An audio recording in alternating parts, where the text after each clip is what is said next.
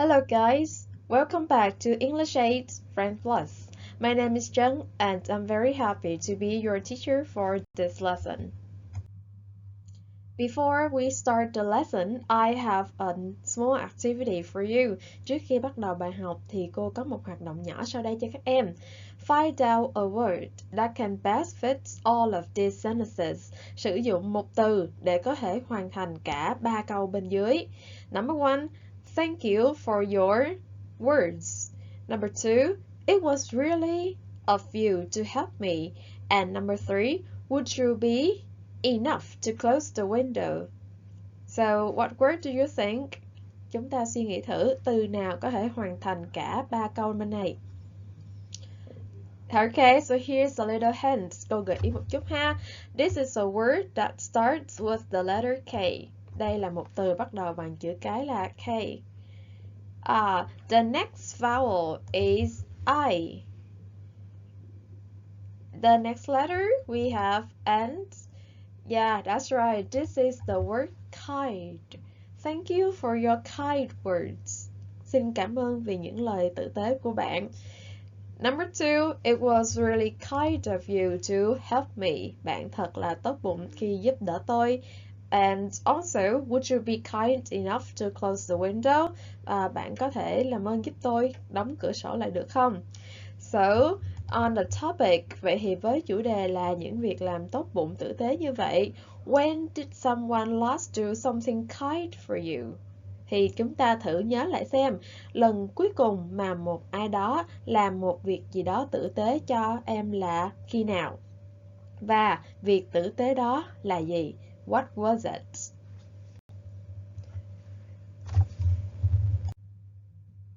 So, welcome all of you to Unit 7 with the topic Big Ideas. Chúng ta tiếp tục với chủ đề của bài số 7, Big Ideas. And this is lesson number 2, Reading. Bài số 2 là chúng ta sẽ rèn luyện kỹ năng reading với chủ đề của bài reading ngày hôm nay là Being Kind. Hãy tốt bụng, tử tế. So now the first thing that we have to do before we read is to have the study strategy. Chúng ta có một cái chiến lược để đọc trước khi mà chúng ta vô bài đọc của mình. So everyone open your book on page 72 and take a look at the study strategy. Tất cả chúng ta sẽ mở sách trang 72 và nhìn vào cái phần là study strategy. And the skill that we're going to improve today is finding specific information. Kỹ năng mà chúng ta sẽ tập trung cải thiện ngày hôm nay đó là tìm những cái thông tin chi tiết ở trong bài đọc. To find specific information, don't read the text in detail. Follow these steps. Để mà tìm những cái thông tin như vậy thì chúng ta không nhất thiết phải đọc cả đoạn văn mà mình sẽ theo những cái bước sau đây. The first one, identify the type of information or keywords you're looking for. Việc đầu tiên chúng ta cần phải xác định xem chúng ta cần phải tìm dạng thông tin hay là dạng từ khóa gì. Number 2, read the text quickly. Look out for the keywords and don't stop at difficult words. Đọc đoạn văn một cách nhanh chóng và chú ý vào những cái từ khóa, và nếu chúng ta gặp những từ khó hoặc là từ mới mình chưa học thì cũng không cần phải dừng lại. Number 3, read the text around the keywords again and check.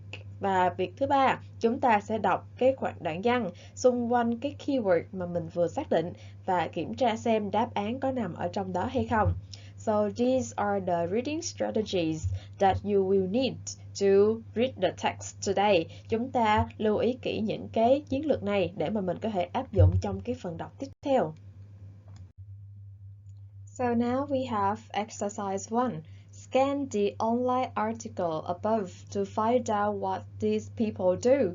Chúng ta sẽ đọc cái bài báo online và tìm hiểu xem những người được liệt kê làm nghề gì. So remember the study strategy. Chúng ta nhớ lại cái chiến lược khi đọc ha. First of all, you don't need to read all the text to find the answer. Không cần đọc hết cả bài. But we do have to identify the type of information. Thì ở đây, chúng ta xác định được thông tin cần tìm là nghề nghiệp của những người được liệt kê tên. Và thông tin đó sẽ được tìm dựa vào cái tên của người đó, thì đó cũng chính là cái keyword. Ví dụ như là Daniel Black. Vậy thì chúng ta chỉ cần tập trung cái đoạn nào có đề cập đến Daniel Black thôi. Và sau đó tìm kiếm xung quanh cái từ khóa đó để mà có câu trả lời của mình. So now, please pause this video, do the exercise and come back when you have finished. Chúng ta sẽ ngừng đoạn clip lại để mà làm bài và trở lại sau khi chúng ta đã hoàn thành. Okay, now it's time to check your answer. The first person mentioned here is Daniel Black. Người đầu tiên chúng ta cần tìm hiểu là Daniel Black. Thì chúng ta dễ dàng xác định được từ khóa Daniel Black xuất hiện ở đoạn văn đầu tiên. Okay, and as you read around the keywords, thì chúng ta đọc xung quanh cái tên Daniel Black đó, thì chúng ta thấy một cái nghề nghiệp đó chính là musician. Life can't be easy for musician Daniel Black. Vậy thì nghề nghiệp của Daniel Black ở đây chính là a musician. Good job. Daniel Black was a musician. The second person is Hoàng Tuấn Anh. Người tiếp theo chúng ta cần tìm là Hoàng Tuấn Anh. And we can identify the keyword Hoàng Tuấn Anh in the second paragraph. Đó chính là ở đoạn văn thứ 2. In March 2020. Okay, and as you can see the keyword, next to the keyword we have the job, a Vietnamese entrepreneur in Hồ Chí Minh City. So the Vietnamese entrepreneur is the answer to this question. Hoàng Tuấn Anh was an entrepreneur. Entrepreneur ở đây sẽ là một doanh nhân, một cái người kinh doanh. And this is Hoàng Tuấn Anh's job. The third person, Glenn James. You can see it appeared in the last paragraph. And as we identify the keyword Glenn James, next to it we have unemployed and homeless office worker. Kế bên cái từ khóa Glenn James là cái nghề nghiệp, một cái người nhân viên văn phòng vô gia cư và thất nghiệp. So the answer to this question is an office worker. Vậy thì nghề nghiệp của Glenn James ở đây sẽ là một nhân viên văn phòng. So, did you get all the answers in exercise 1 correct? If you did, then great job. But if you didn't, that's okay. We still have a lot of exercises for you to practice your skill. Nếu mà phần vừa rồi chúng ta đã đúng hết thì rất là tốt ha. Còn nếu chưa thì không sao cả. Chúng ta vẫn còn rất nhiều phần bài tập để mà rèn luyện kỹ năng của mình. So now exercise 2. Read and listen to the online article again. Chúng ta sẽ được đọc và nghe lại bài báo một lần nữa. And while you read, find out why are these numbers mentioned. Và trong lúc đọc và nghe như vậy, chúng ta cần phải xem thử 3 con số ở trong bài được thể hiện ý nghĩa gì. Rồi, the first number is 22,000 pounds. Con số đầu tiên là 22.000 bảng Anh. The second, we have $42,000. Tiếp theo là 42.000 đô. And the last one is 1.5 kilograms. Và tiếp theo là 1,5 kg. Okay, so now we will listen and read again and try to find the meaning of these numbers. Chúng ta sẽ nghe cũng như đọc lại và cố gắng lưu ý ý nghĩa của những con số này nhé. Unit 7. Reading. Exercises 2 and 3. Changing the world with kindness. Sometimes a spontaneous act of kindness can change another person's life. Read about these incredible people and their actions that help to make the world a better place for someone else. In Britain, life can't be easy for musician Daniel Black. After a cycling accident in 2009, the doctors told him that he couldn't walk or play the guitar. He had saved £22,000 for his intended expensive surgery when he heard about a young boy who also needed surgery to allow him to walk. Daniel told the boy's family that he would donate all his money to the boy's surgery. The little boy was then able to walk again. In Vietnam. In March 2020, Hoang Tuan An, a Vietnamese entrepreneur in Ho Chi Minh City, invented a 24/7 automatic dispensing machine, providing free rice for the poor during the COVID-19 lockdown. The machine distributed a 1.5 kilogram, 3.3 pound bagful of rice from a small silo. The team said that people in need still had access to food and resources during the pandemic. In the US, Glenn James, an unemployed and homeless office worker, did something both honest and kind. The police said that he decided to return a bag with $42,000 in it to the owner. A man called Ethan Whittington read about Glenn and started a campaign to collect money for him. Ethan said that an amazing $160,000 was raised, and Glenn's life hasn't been the same since. These stories may persuade you that when you spread a little kindness, there may not be a personal benefit, but you could encourage people to be kind to you too. Okay, so now let's try to find these numbers. The first one, 22,000 pounds. This number can be found in the passage about Daniel Black. Chúng ta thấy con số 22.000 là được tìm thấy ở đoạn văn về Daniel Black ha. Where is it? Nào đâu rồi ta? Here it is, okay? In the sentence, he had saved 22,000 pounds for his intended expensive surgery. Con số 22.000 này là về cái khoản tiền mà anh ấy đã dành dụm được. Okay, so this number is the amount of money saved by Daniel Black. Rồi, the second number, con số thứ hai, $42,000. Which paragraph is it in?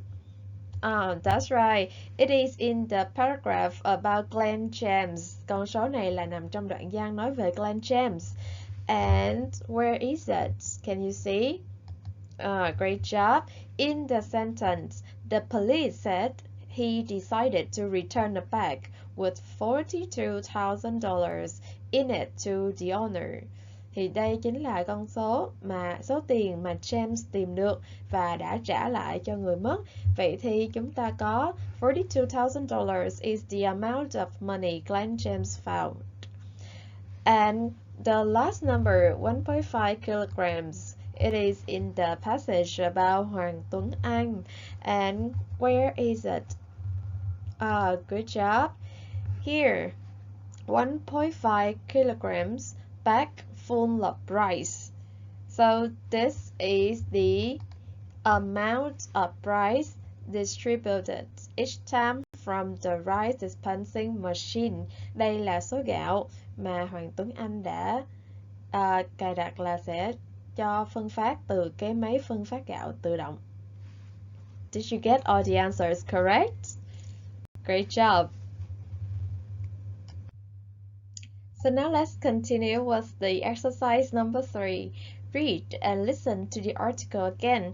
Write through all forms. And we have to correct the form sentences. Trong phần này chúng ta sẽ đọc lại bài báo một lần nữa. Và có 4 câu dưới đây thì nhiệm vụ của chúng ta sẽ là xác định coi 4 câu bên dưới là true hay là false dựa theo thông tin ở trong bài báo. And with the false sentences, we have to correct the mistakes. Và với những câu sai thì chúng ta có nhiệm vụ sửa lại thông tin cho chính xác. Okay, so first of all, let's take a look at the 4 sentences we have here. Chúng ta cùng đọc qua 4 cái câu này. The first one, the writer doesn't believe that there are advantages to being kind. Người viết bài không tin rằng cái việc mà mình tử tế tốt bụng thì sẽ mang lại lợi ích thuận lợi cho mình. So this sentence can be found in the beginning of the passage. Chúng ta sẽ tìm thấy cái ý này ở phần đầu tiên khi giới thiệu về phần bài viết. Number 2, Daniel Black and the boy both got the medical treatment they needed. Cả Daniel Black và một cậu bé đều được chữa trị y khoa mà họ cần. Thì đoạn này, để mà xác định cái câu này đúng hay sai, chúng ta sẽ tìm cái đoạn văn có thông tin về Daniel Black. Number 3. Receiving money changed Glenn James' life. Nhận được tiền đã thay đổi cuộc sống của Glenn James. Vậy thì để xác định câu này đúng hay sai, chúng ta cần phải đọc đoạn thông tin về Glenn James. And the last one, the rise ATMs distributed an unlimited amount of rice each time. Cái máy phát gạo tự động nó sẽ phân phối gạo một cách không giới hạn mỗi lần. Ok, chúng ta sẽ tìm thông tin này ở cái đoạn nói về cái người phát gạo, đó là Hoàng Tuấn Anh. Okay, so now please pause this video, do the exercise and come back when you have finished. Okay, now it's time to check your answer. The first one, the writer doesn't believe that there are advantages to being kind. Thì ở đoạn đầu tiên chúng ta thấy đó là gì? Sometimes a spontaneous act of kindness can change another person's life. Đôi khi chỉ là một cái sự tốt bụng ngẫu nhiên, tùy hứng nào đó cũng có thể thay đổi cuộc sống của một người khác. Vậy thì chúng ta thấy ở đây là tác giả thể hiện quan điểm của mình. Cứ tử tế tốt bụng thì mình cũng có thể thay đổi được, ảnh hưởng đến người khác như một cách nào đó. Trong khi cái câu của mình ở đây lại là doesn't believe, không tin rằng có bất kỳ lợi ích gì trong cái việc tử tế, thì rõ ràng đây là một ý sai. This is a false sentence. And how do we correct it? That's right. We will change the word doesn't believe to believes. Chúng ta sẽ đổi cái động từ doesn't believe thành believes. Cái người tác giả tin rằng việc tử tế tốt bụng sẽ có cái lợi ích thuận lợi của nó. Number 2, Daniel Black and the boy both got the medical treatment. Cả Daniel Black và cậu bé đều được chữa trị. Thì ở đây chúng ta thấy rằng số tiền mà Daniel Black tiết kiệm được chỉ đủ để chữa trị cho the boys. He would donate all his money to the boys' surgery. Vậy thì đây cũng là một cái ý sai. This is also a false sentence. Not both Daniel Black and the boy. Không phải cả hai đều được chữa trị mà chỉ có the boy thôi. Nên chúng ta sẽ sửa lại là only the boy got the medical treatment. Number 3, receiving money changed Glenn James' life. Thì chúng ta thấy có một ý, đó là gì? $160,000 was raised and Glenn's life hasn't been the same. Không còn như trước nữa. Thì đó chính là đã có sự thay đổi. So this sentence is true. We don't need to correct this sentence. And the last one, the rice ATMs distributed an unlimited amount of rice. Thì trong bài chúng ta thấy the machine distributed 1.5 kilograms, chỉ phân phối 1,5 kg cho từng đợt thôi, nên câu này cũng là false. And how do we correct? Đúng rồi, chúng ta sẽ sửa lại bằng cách đó là thay cái chữ unlimited với cái nghĩa là vô hạn, không giới hạn, thành con số đó là 1.5 kilograms, chỉ có 1,5 kg mỗi lần. Okay, so we have finished the reading part and we also finished all the exercises. Now it's time for you to write down some new words. Thì chúng ta đã hoàn thành phần bài đọc và mình có thấy trong bài đọc cũng có một số từ vựng mới. Vậy thì bây giờ chúng ta sẽ cùng tìm hiểu coi những từ vựng đó là gì nhé. The first word, you can see the picture. How is he?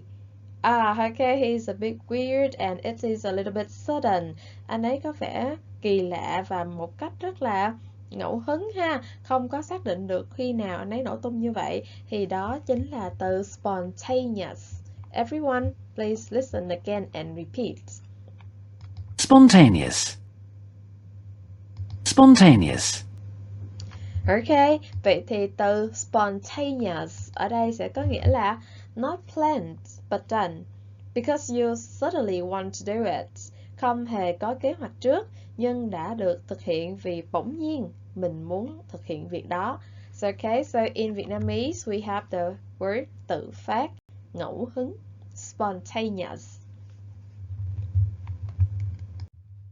The second word, look at the baby. What can he do?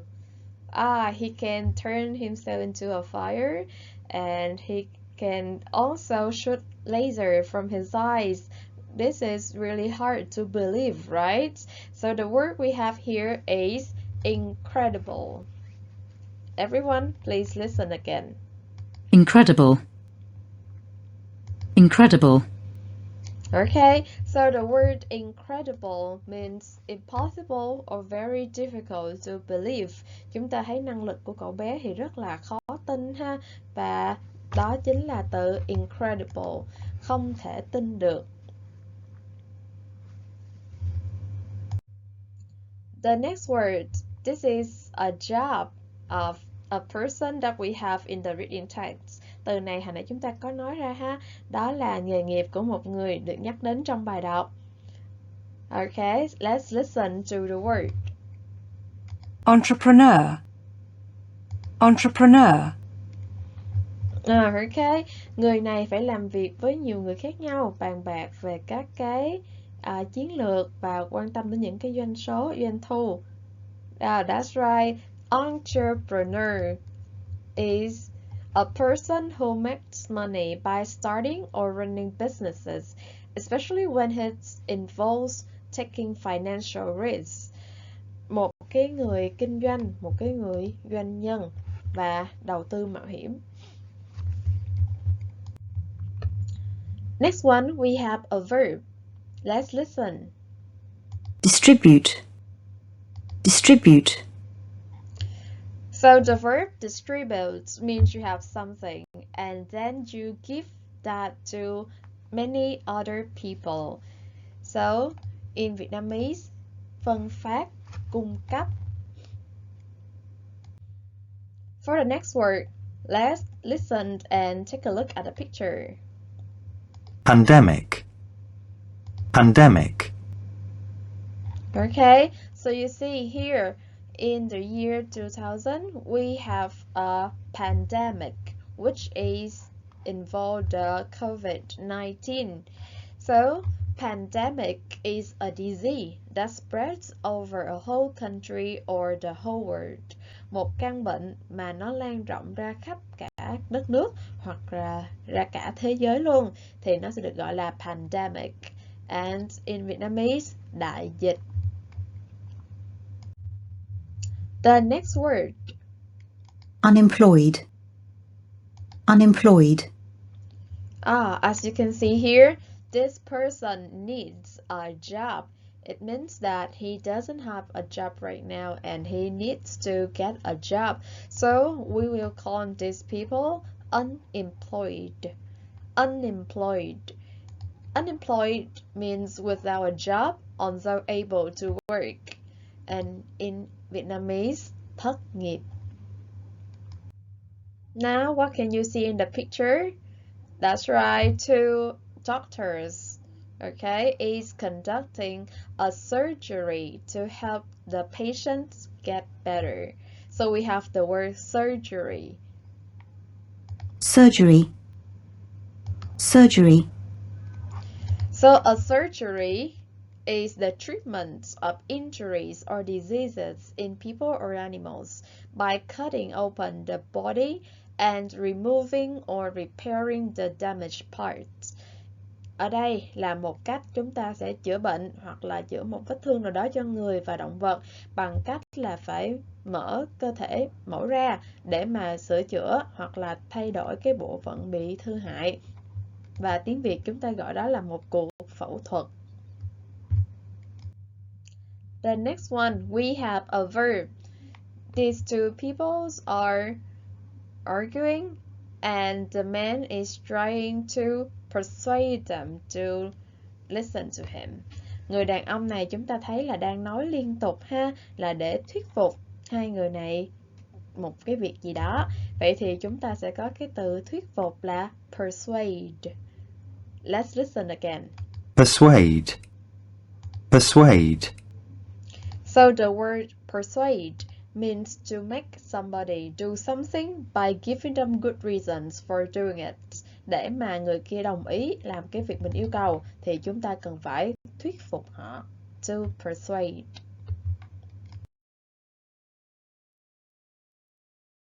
Persuade. And the last part, let's take a look at this sentence. You can do it. When do we say this sentence, class? Khi nào chúng ta sẽ dùng câu nói này đây? You can do it. Bạn có thể làm việc đó. That's right. When we want to encourage somebody to do something. Vậy thì động từ cuối cùng sẽ là từ encourage. Listen again. Encourage. Encourage.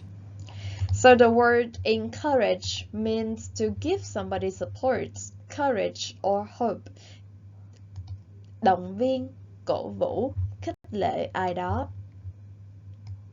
So let's take a look at all the new words we have today. Chúng ta cùng xem lại tất cả những từ vựng mình có ngày hôm nay. The first one is spontaneous. Spontaneous. In Vietnamese, that's right, tự phát, ngẫu hứng.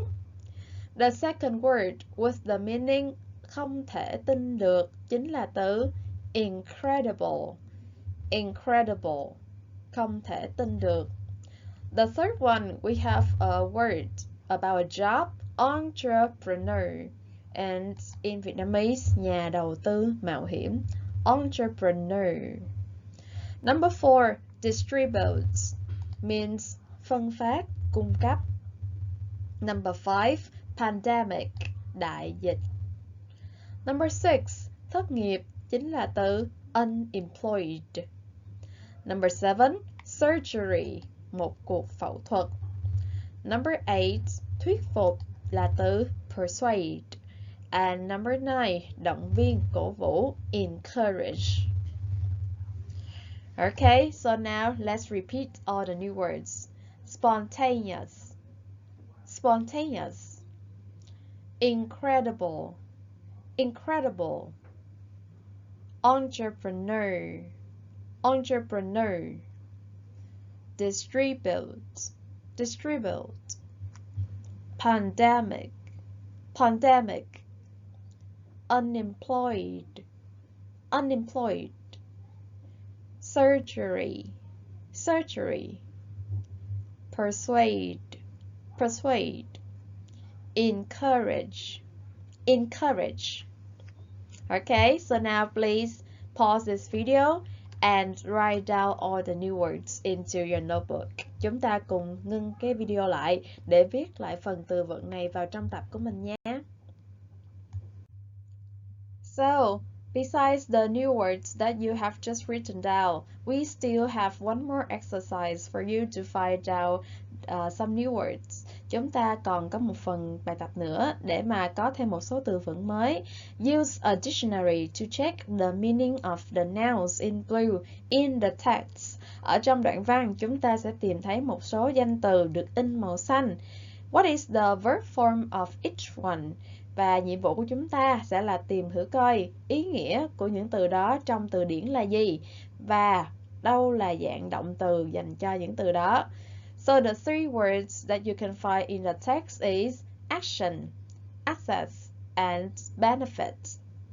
So now, please pause this video, use a dictionary to check the meaning and try to find the verb form of these three words. Chúng ta ngừng video lại để check nghĩa trong từ điển của ba từ này và tìm dạng động từ chính xác cho ba từ. Okay, so now let's see. The first one, action. The meaning of this word is a thing that somebody does. Or in Vietnamese, hành động. Một việc mà ai đó thực hiện thì chúng ta còn gọi là hành động. And the verb from this noun is act. Act is a verb and action is a noun. The second one, access. It is the opportunity or right to use something.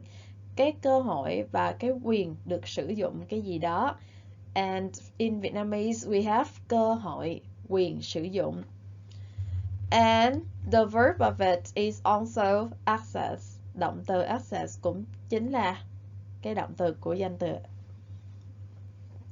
The third one we have benefits. It is an advantage. Thì benefits ở đây chính là một cái advantage, một cái lợi ích, một cái điều thuận lợi. Và the verb từ chữ benefits cũng chính là benefits. Okay. Write down these words into your notebook also. Chúng ta cũng ghi chú lại 3 từ này vào trong tập của mình nhé. Okay, and now it's time for you to use what you have just learned. Work in pairs. Which story did you like best and why? So here we have 3 different stories. Ở trong bài báo vừa rồi chúng ta có 3 câu chuyện và bây giờ mình sẽ chọn một câu chuyện mà mình thích nhất để mà nói với bạn mình về câu chuyện đó. So for this part, I want you to choose a story that you liked and then write down your opinions about it. So that next time when you come to class, you can share your ideas with your friends. Và bây giờ chúng ta sẽ chọn một đoạn văn mà mình thích nhất để mà viết lại, liệt kê lại những ý kiến của em về cái câu chuyện đó để hôm sau chúng ta sẽ cùng thảo luận lại với bạn của mình nhé. And now the last part of today's lesson, it is the homework. First of all, learn by heart all the new words. Học thuộc tất cả những từ vựng mới ngày hôm nay. Number 2, complete exercises, page 48 in workbook. Chúng ta hoàn thành bài tập trang 48 của sách workbook. And prepare for the next lesson, which is the language focus. Và chúng ta sẽ chuẩn bị cho bài học tiếp theo, đó là bài language focus. Okay, class. This is the end of our lesson. Thank you so much for your attention. Goodbye and see you next time.